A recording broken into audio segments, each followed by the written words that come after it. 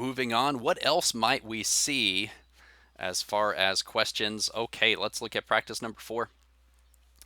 This one is going to switch things up. It says find the z-score such that the probability that capital Z is less than little z equals 0.2483. Now, as you look at that, you notice, well, they gave us the probability, 0.2483, and it's our job to go and figure out the z.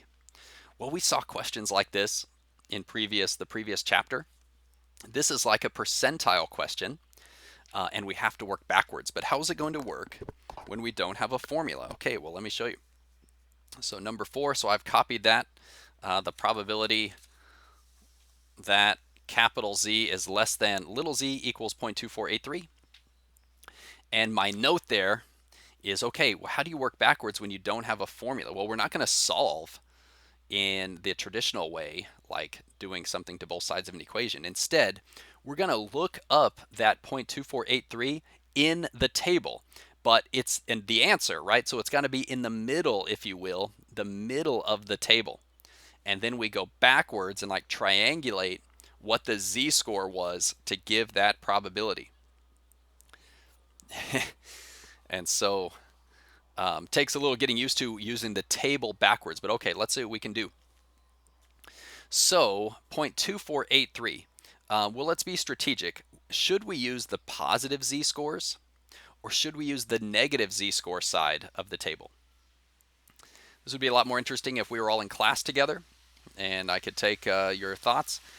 It turns out we should use the negative side of the z-score. Why is that? Because the probability here is less than 50%.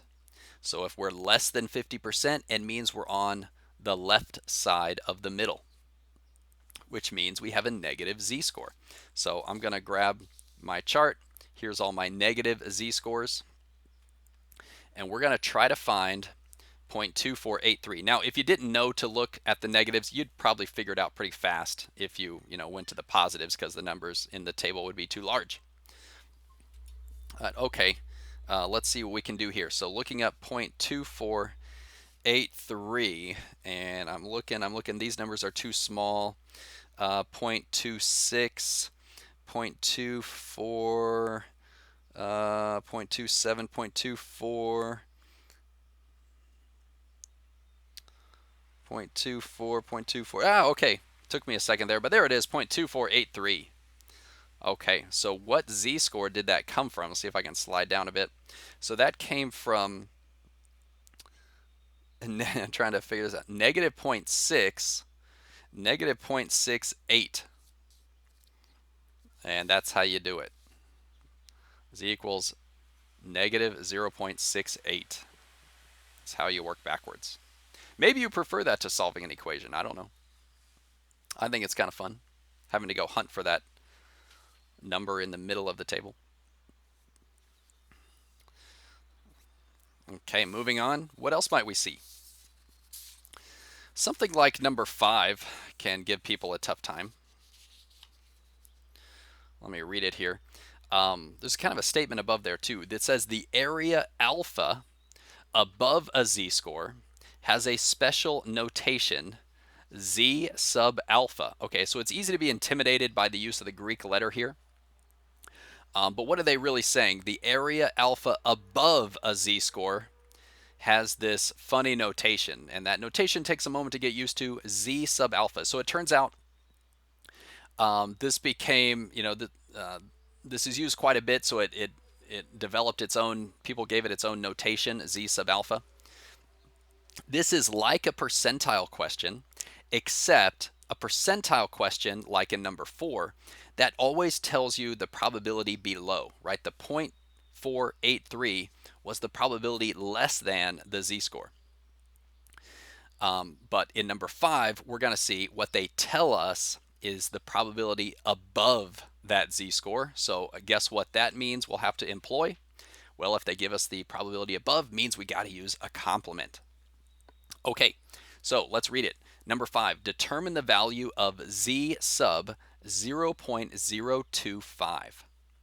And we're kind of reiterating the point. So find the z-score with the area 0.025 above. So same idea as the percentile, they're just giving us the area above that z-score instead of below. So how are we going to go about this? Okay, z sub 0.025. Here's what we're after. So I've got the drawing. They're telling us, it looks like I'm giving it away. My mistake.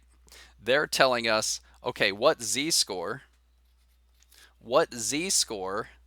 would cut off a percentile or a probability 0.025 above. Well, hey, if you cut off 0.025 probability above, then how much is below? Well, you could take 1 minus that to find the probability below, 0.9750.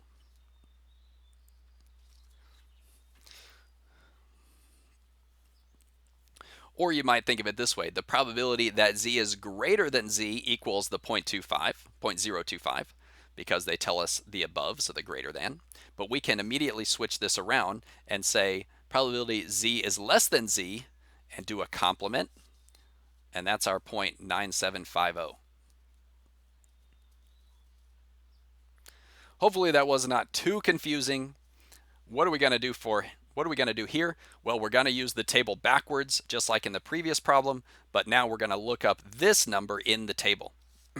So for these z sub alpha questions, you're still going to look the number up in the table, but be sure to do a 1 minus first. And that will give you the z-score you're after.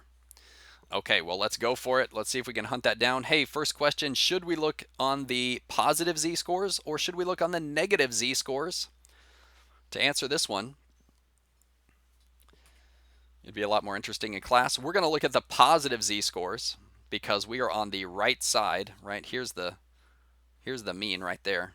We're on the right side, so that is the positive z-scores. So I'll grab my table, go to the positives. Okay, we're looking up 0.9750. 0.97, well, there's 96, 97, 0.97. Hey, there it is. I found it pretty fast. 0.9750 is right here. Okay, let's triangulate the z-score there. It's 1.9, 1.96. 1.96. So there's our answer. Z equals 1.96, and that would be the location right there. In other words, 1.96 standard deviations above the mean. And we can circle that.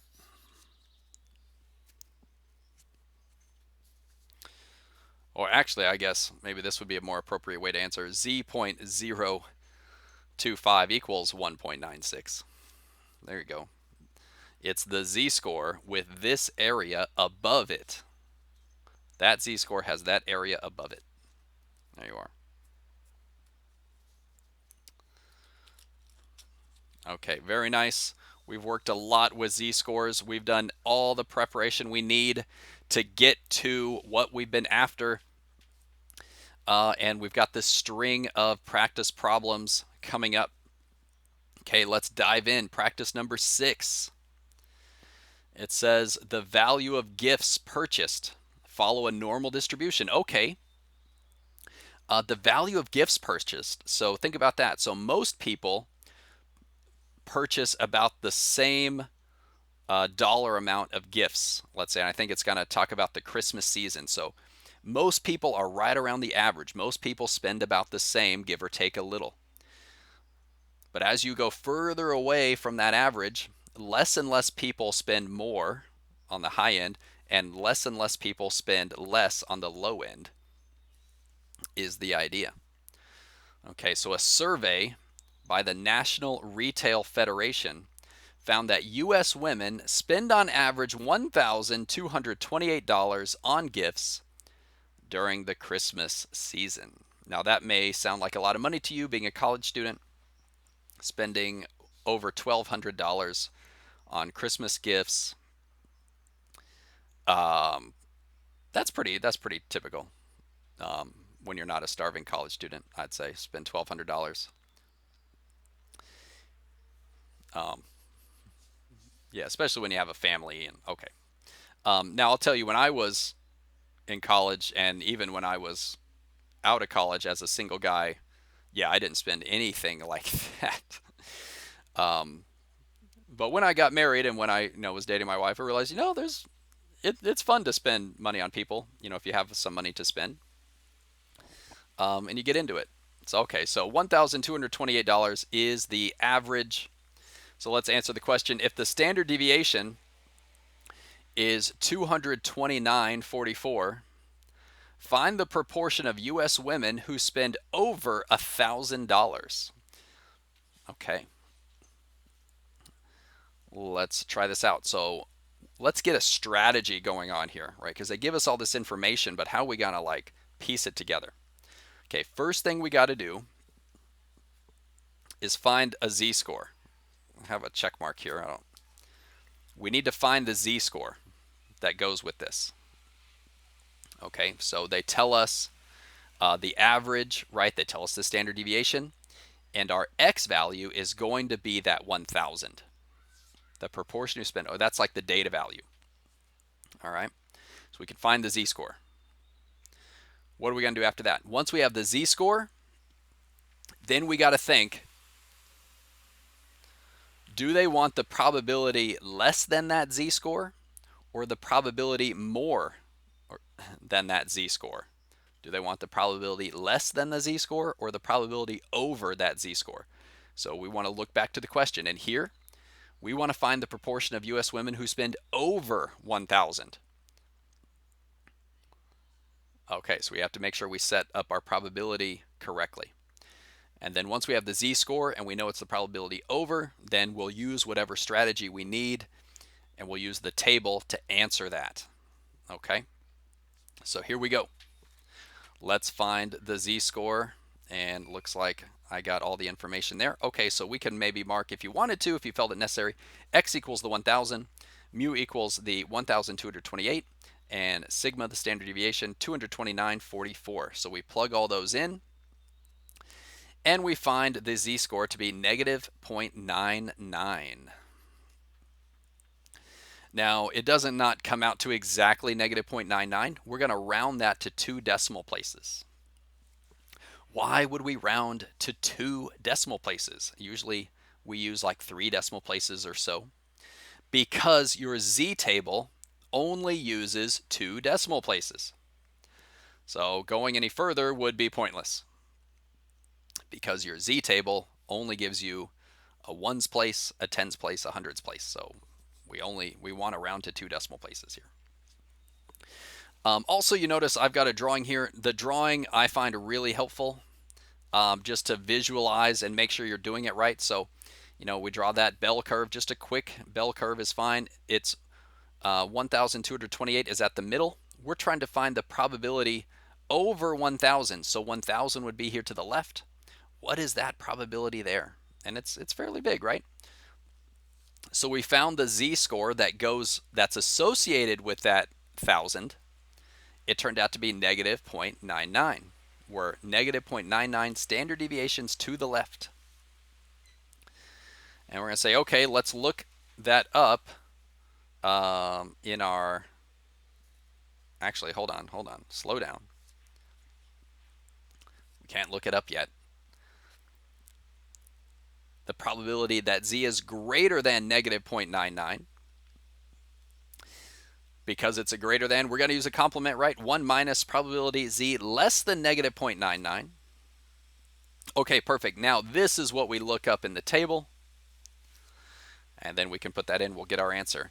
Negative 0.99. So of course we're on the negative side of our table. And you got to go down here, negative 0.9. Negative 0.99 is going to be all the way to the side. It is 0.1611. So 1 minus 0.1611, and we got our answer right there, 0.8389. What's the probability that a randomly selected woman from the U.S. spends more than $1,000 during Christmas? Almost 84%, 0.8389.